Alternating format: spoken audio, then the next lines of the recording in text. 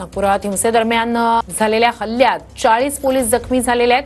Police अधीक्षक शशिकांत सातव यांच्या पायाला फ्रॅक्चर झालाय। पोलीस निकेतन कदम यांच्यावर कुऱ्हाडीने वार करण्यात आलेले आहेत। पोलीस अर्चित चांडक आणि राहुल मदने हेही जखमी झालेत।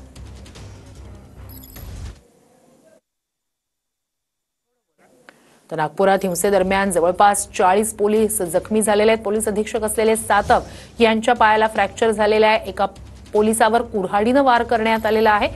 तर पोलीस अधीक्षक शशिकांत सातव यांच्या पायाला फ्रॅक्चर झालेला आहे। 40हून अधिक पोलीस या संपूर्ण कालच्या नागपुरातील राड्यात जो हुई थी चिटनीस पार्क और सराउंडिंग एरियाज में, वहाँ पे बहुत सारे असामाजिक तत्व थे जिन्होंने बहुत ज़्यादा पैमाने पर स्टोन पेल्टिंग की है। उनके हाथ में शस्त्र थे, पेट्रोल के बॉटल्स वगैरह लेके उन्होंने वाहन भी तोड़फोड़ की है, घरों की भी तोड़फोड़ की है। तो उस टाइम पे हमारे Nagpur police under the leadership of CP sir Ravindra single sir, हमने वहाँ पे जाके परिस्थिति नियंत्रण करने का प्रयास किया। उसी वक्त हमारी कुछ टीम्स अलग अलग जगह पे जाके एक क्राउड को डिस्पर्स करने का काम कर रही थी। तो एक टीम हमारी एक जगह पे ट्रैप हो गई थी। तो उस टाइम पे मैं वहाँ पे था और लगभग 100 लोगों का मॉब वहाँ पे आया।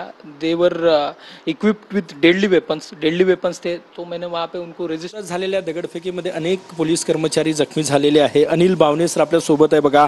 पायाला मोठी इंजुरी आहे, मोठा दगड त्यांच्या पायावर लागला। अशा परिस्थितीतही नागपूर पोलीस जे आहे ते कर्तव्य बजावत होते। म्हणजे काय लागलं नेमकं तुम्हाला? गोटा लागलेला आहे, गर्दीतून गोटा आलेला आहे, तो लागलेला। तुम्ही साहेबांसोबत, कदम साहेबांसोबत तिथेच होतो त्या मॉबच्या ह्याच्यामध्ये। काय परिस्थिती होती काल तिथे? आता खूप बिकट परिस्थिती होती तिथे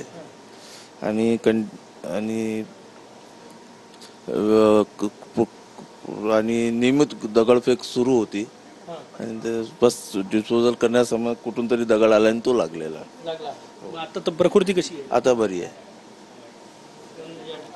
कुठल्या पोलीस स्टेशनला कार्यरत? मी पोलीस मुख्यालयाला। मुख्यालयाचा स्टाफ काल त्या सगळ्या परिस्थितीत होता आणि हे बघा या ठिकाणी अनेक पोलीस जखमी झाले, त्यात शिंदेजी सुद्धा जखमी झालेले आहे आणि आता त्यांना डिस्चार्ज मिळत आहे। कॅमेरामॅन साईसह गजानन माटे, DCP निकेतन कदम सर आपल्या सोबत आहे। काल या सगळ्या दंगल परिस्थितीमध्ये त्यांच्या हातावर कुऱ्हाडीने धारदार शस्त्राने वार करण्यात आला। आपण हे दृश्य या ठिकाणी बघू शकतो। सर काय सांगणार, काय घडलं होतं काल? काल त्या चिटनीस पार्क इथे जी क्राऊड जमा झाली होती त्याच्यानंतर बऱ्याच प्रकारात आक्रमक ते झाले आणि मोठ्या प्रमाणात दगडफेक, नंतर वाहनांची तोडफोड, घरांची तोडफोड हे प्रकार सुरू झाले। त्यानंतर मग आपण बळाचा वापर केला। तर तिथे बऱ्याच अरुंद लेन्स आहेत, गल्ल्या आहेत, तिथे आपण मध्ये क्राऊडला डिस्पर्स करण्याचा प्रयत्न करत होतो, परंतु मोठ्या प्रमाणात दगडफेक चालू होती। तर आपली एक टीम तिथे एका ठिकाणी ट्रॅप झाली होती, अडकली होती आणि अचानक एका लेनमधून एक 100चा क्राऊड तिथे आला। त्यांच्याकडे लाठ्या होत्या, त्यांच्याकडे पेट्रोलच्या बॉटल्स देखील होत्या आणि मशाल वगैरे पेटवण्यासाठी त्या गोष्टी त्यांच्याकडे दिसत होत्या। परंतु आपलं ती एक टीम तिथे अडकलेली असल्यामुळे ते 100चा क्राऊड जास्त होता। मग त्यांना थांबवण्याचा मी प्रयत्न केला।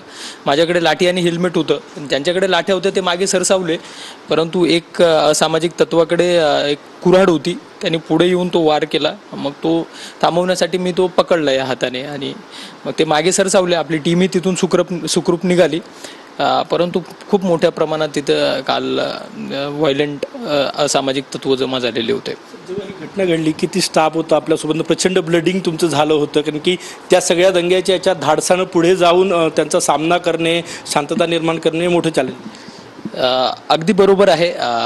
नागपूर पोलीस स्वतः CP सर देखील तिथे हजर होते, रवींद्र सिंगल सर, आणि नागपूर पोलिसांच्या विविध टीम, SRPFच्या टीम्स आपण सर्व बाजूने तिथे डिप्लॉय केलेल्या होत्या आणि त्या प्रत्येक लेनमध्ये थोड्या प्रमाणात स्टाफ अवेलेबल देखील होता। परंतु मी जसं सांगितलं की अरुंद लेन्स असल्यामुळे हा मॉब कुठल्याही दिशेने येत होता आणि त्यांच्याकडे शस्त्र देखील होते। शिवाय ते बऱ्याच फुटेजमध्ये देखील क्लिअर झालेलं आहे आणि मला देखील कुऱ्हाडीनेच तिथे मारण्याचा प्रयत्न झालेला आहे। तर आपल्या नागपूर पोलिसांनी अतिशय चांगल्या प्रकारे नियंत्रण मिळवण्याचा प्रयत्न केला आणि आपण नियंत्रण देखील मिळवलं। त्यामध्ये आता आपण काही अधिकारी देखील इंजर्ड झाले, आपले काही कॉन्स्टेबल्स देखील इंजर्ड झालेले आहेत। आज मुख्यमंत्री देवेंद्र फडणवीस यांनी तुमच्याशी चर्चा केली, तुमच्या धाडसाचं कौतुकही करण्यात आलं इतक्या क्राऊडमध्ये जाऊन। हो, CM सरांचा कॉल होता. सरांनी संपूर्ण पोलिसांचं एक कौतुक केलं. त्याच्यामुळे आम्हाला देखील एक चांगली प्रेरणा मिळेल आणि त्याच्यामधून कॉन्फिडन्स देखील वाढेल. तसेच पालकमंत्री सर देखील इथे येऊन त्यांनी विचारपूस केली आणि पोलिसांच्या कार्याचं हे कायदा आणि सुव्यवस्था राखण्यात जे आम्हाला यश आलेलं आहे त्याचं देखील त्यांनी कौतुक केलं. त्याच्याने नक्कीच आमचा कॉन्फिडन्स हा द्विगुणित होणार आहे.